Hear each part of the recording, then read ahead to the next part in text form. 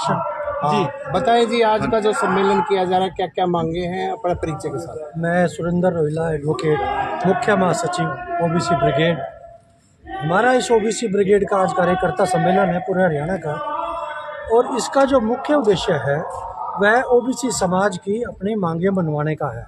हमारे लिए कोई भी सरकार बुरी नहीं है, ना बीजेपी बुरी है ना कांग्रेस बुरी है। जो भी सरकार आए वो ओबीसी समाज की मांगों को पूरा करे, उसके लिए ही ये ओबीसी ब्रिगेड कार्य कर रही है। ओबीसी ब्रिगेड का हम विस्तार कर रहे हैं पूरे हरियाणा में, और हमारा लक्ष्य 10 लाख मेंबर बनाने का है, क्योंकि हरियाणा में ओबीसी समाज 45% होते हुए भी इसको हाशिए पे रखा गया है। मुख्यमंत्री बना देते हैं कि ये ओबीसी समाज से है, लेकिन ओबीसी समाज के कार्य नहीं होते हैं। हम गैर राजनीतिक एक मंच हमारा तैयार हुआ है ओबीसी ब्रिगेड, और आज हम ज्वाइन ओबीसी ब्रिगेड के नाम पर एक नंबर भी जारी कर रहे हैं। इस नंबर से पूरे हरियाणा के अंदर लोग ओबीसी ब्रिगेड की सदस्यता ग्रहण करेंगे। ये नंबर मैं अभी थोड़ी देर में ही मंच से सभी को जारी करूंगा। क्या क्या मांगे आपकी? हमारी मांगे देखिए, जो कोर्ट ने 54% का 27% कर दिया था सुप्रीम कोर्ट ने, हम लोगों ने उसको सिर माथे पे रख के माना, और वो 27% भी कोई भी पार्टी देने को तैयार नहीं है। राहुल गांधी जी कह रहे हैं मैं ओबीसी की जनगणना कराऊंगा, उसके हिसाब से उसका हक दूंगा, और इधर से जो भाजपा सरकार है वो तो ओबीसी के नाम पे ही सरकार बना के घूम रही है। वो जगह जगह हर प्रदेश के अंदर ओबीसी के मुख्यमंत्री बनाती है, लेकिन वो सिर्फ नाम के मुख्यमंत्री हैं। जब ओबीसी समाज को कुछ हक देने की बात आती है तो वो बगले झाँकने लगते हैं या झूठी बयानबाजी अखबारों में करते हैं। इस सब को ठीक करने के लिए ओबीसी ब्रिगेड हरियाणा में काम करेगी। बताओ। और रिटायर्ड डीएसपी और उपाध्यक्ष प्रदेश ओबीसी। तो आज हमने जो प्रदेश स्तरीय ये प्रोग्राम रखा है ओबीसी ब्रिगेड का, इसका जो मेन मकसद है कि आज तक जितनी भी सरकारें आई, चाहे वो प्रादेशिक पार्टी की हो या राष्ट्रीय पार्टी की हो, किसी ने भी ओबीसी के हकों को ध्यान में नहीं रखा। और हम लोग, हमारे जो लोग हैं, कभी कांग्रेस की तरफ कभी बीजेपी की तरफ, जो थोड़ा सा मीठा बोल ले उसकी तरफ हम चले जाते हैं। अब जो हमारे बच्चे पढ़ गए हैं, समझ चुके हैं, उसका असर धीरे धीरे, और एक ये जो आपका सोशल मीडिया है, इसकी वजह से हमारे बच्चों में, हमारे बुजुर्गों में, महिलाओं में जागृति आई है। और उसी के आधार पे हम ये चाह रहे हैं कि इसको और एकजुट करके, प्रसारित करके, प्रचारित करके, और इस पूरे समाज को एकजुट करके और मुख्य धारा में अपनी मांगों के मानने के लिए लगाया जाए। आपका नाम और पद? मैं कर्ताराम कश्यप, पूर्व में डीएसपी भी रहा हूँ, और कश्यप राजपूत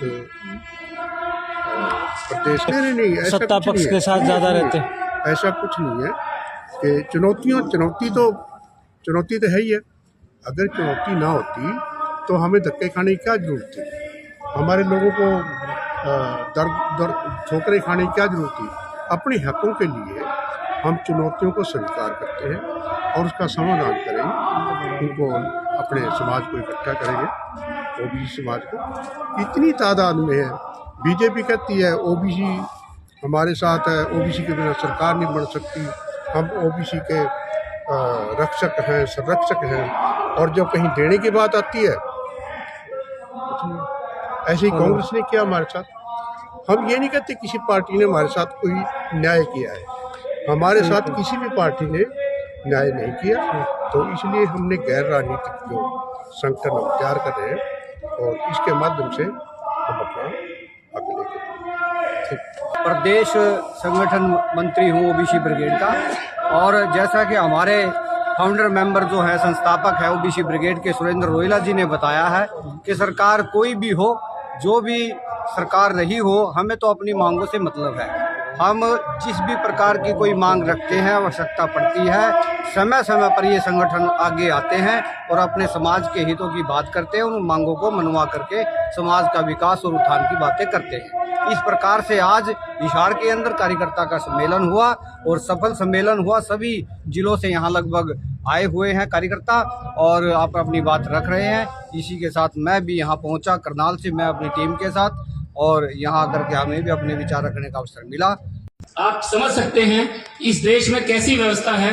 आरक्षण के नाम पर थोड़ा बहुत कुछ आपको मिलता है और वो भी यदि आप लोग सुरक्षित नहीं रख पाए तो आप समझ सकते हैं कि आपकी कितनी दयनीय दशा होगी। आप चाहे यहाँ पे जाति व्यवस्था इतनी गहरे तक अपने पैठ कर चुकी है कि आप चाहे कुछ भी बन जाएं। यहाँ पे अभी देखने में आता है कि द्रौपदी मुर्मू जी जो है ना वो खड़ी रहती हैं, देश के प्रधानमंत्री बैठे रहते हैं, और आप किसी को भारत रत्न देते हैं तो वहाँ राष्ट्रपति खड़ी रहती है। एक राष्ट्रपति अपने यहाँ पे रामनाथ कोविंद जी भी हुए हैं। वो जब यहाँ पे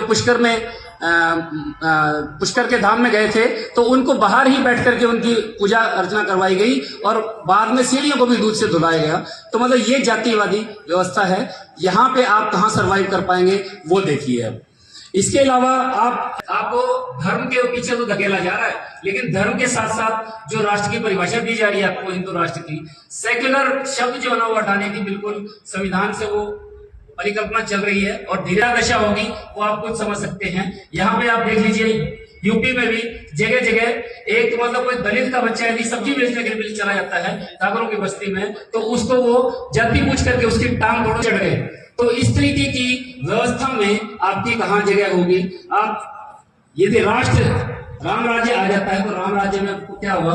अभी सीजीआई पे जूता फेंकने पर मध्य प्रदेश के एक बच्चे ने कहीं पोस्ट डाल दी थी, उस पोस्ट को डिलीट करवाने के लिए वहां के जो पंडित थे उन्होंने बिल्कुल उसके ऊपर दबाव बनाया और उसको माफी मंगवाई बाकायदा, और उसको जो है ना उसके ऊपर मूल किया गया।